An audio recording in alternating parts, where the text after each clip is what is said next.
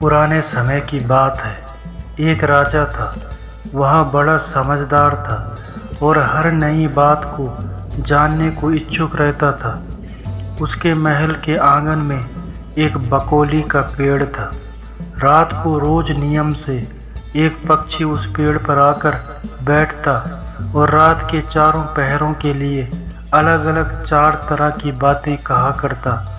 पहले पहर में कहता, किस मुख से दूध पिलाऊं, किस मुख दूध पिलाऊं। दूसरा पहर लगते बोलता, ऐसा कहूँ न दीख, ऐसा कहूँ न दीख।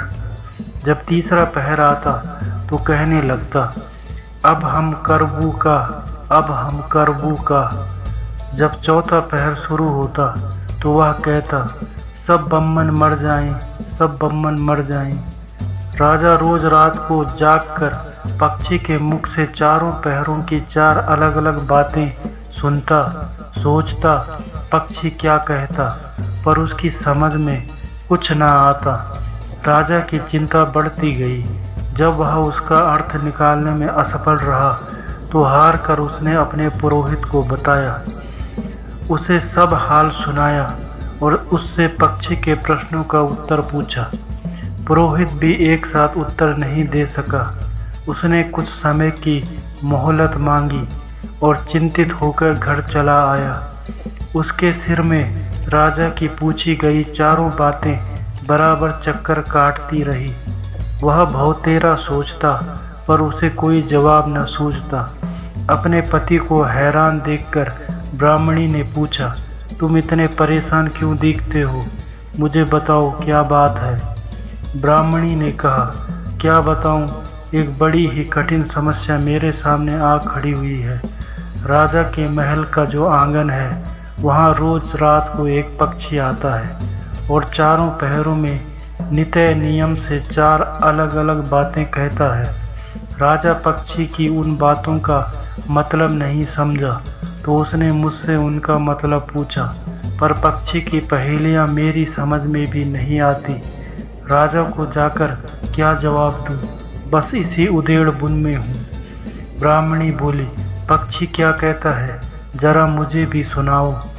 ब्राह्मणी ने चारों पहरों की चारों बातें कह सुनाई। सुनकर ब्राह्मणी बोली, वह यह कौन कठिन बात है, इसका उत्तर तो मैं दे सकती हूँ। चिंता मत करो, जाओ राजा से जाकर कह दो कि पक्षी की बातों का मतलब मैं बताऊंगी। ब्राह्मण राजा के महल में गया और बोला, महाराज, आप जो पक्षी के प्रश्नों के उत्तर जानना चाहते हैं उनको मेरी स्त्री बता सकती है। पुरोहित की बात सुनकर राजा ने उसकी स्त्री को बुलाने के लिए पालकी भेजी। ब्राह्मणी आ गई। राजा रानी ने उसे आदर से बिठाया। रात हुई तो पहले पहर पक्षी बोला, किस मुख दूध पिलाऊं, किस मुख दूध पिलाऊं। राजा ने कहा, पंडितानी सुन रही हो पक्षी क्या बोलता है? वह बोली, हाँ महाराज सुन रही हूँ। वह अधकट बात कहता है। राजा ने पूछा, अधकट बात कैसे?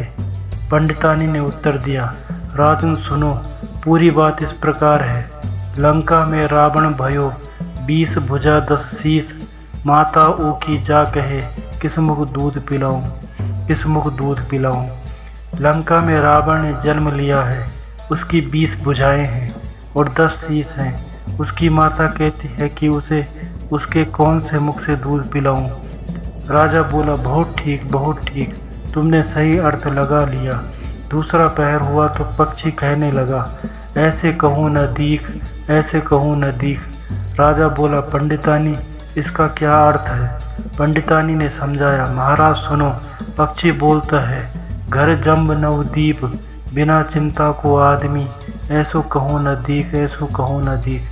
चारों दिशा सारी पृथ्वी नवखंड सभी छान डालो पर बिना चिंता का आदमी नहीं मिलेगा। मनुष्य को कोई न कोई चिंता हर समय लगी ही रहती है। कहिए महाराज, सच है या नहीं? राजा बोला, तुम ठीक कहती हो।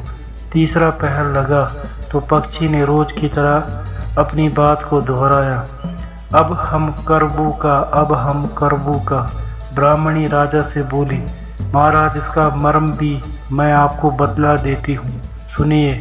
5 वर्ष की कन्या साठे दई ब्याह, बैठी करम बिसूरती, अब हम करबू का, अब हम करबू का। 5 वर्ष की कन्या को 60 वर्ष के बूढ़े के गले बांध दो तो बेचारी अपना कर्म पीट कर यही कहेगी, अब हम करबू का, अब हम करबू का। सही है ना महाराज?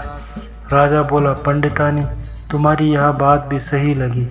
चौथा पैर हुआ तो पक्षी ने चोंच खोली, सब बम्मन मर जाएं, सब बम्मन मर जाएं। तभी राजा ने ब्राह्मणी से कहा, सुनो पंडितानी, पक्षी जो कुछ कह रहा है क्या वह उचित है? ब्राह्मणी मुस्काई और कहने लगी, महाराज मैंने पहले ही कहा है कि पक्षी अधकट बात कहता है। वह तो ऐसे सब ब्राह्मणों के मरने की बात कहता है। विश्व संगत जो करे, सुरा मांस जो खाए, बिना सपरे भोजन करे, वे सब बम्मन मर जाएं, वे सब बम्मन मर जाएं। जो ब्राह्मणी वैश्य की संगति करते हैं, सुरा और मांस का सेवन करते हैं और बिना स्नान किए भोजन करते हैं, ऐसे सब ब्राह्मणों का मर जाना ही उचित है। जब बोलिए पक्षी का कहना ठीक है या नहीं? राजा ने कहा, तुम्हारी चारों बातें 52 तोला पाव रखती ठीक लगी, तुम्हारी बुद्धि धन्य है। राजा रानी ने उसको बढ़िया कपड़े और गहने देकर मान सम्मान से विदा किया। अब पुरोहित का आदर भी राज दरबार में पहले से अधिक बढ़ गया। तो दोस्तों, ये थी आज की कहानी। उम्मीद करता हूँ आपको कहानी पसंद आई होगी। अगर आपको कहानी पसंद आए तो चैनल को सब्सक्राइब करें और बेल आइकन को प्रेस करके ऑल पर क्लिक करें। धन्यवाद।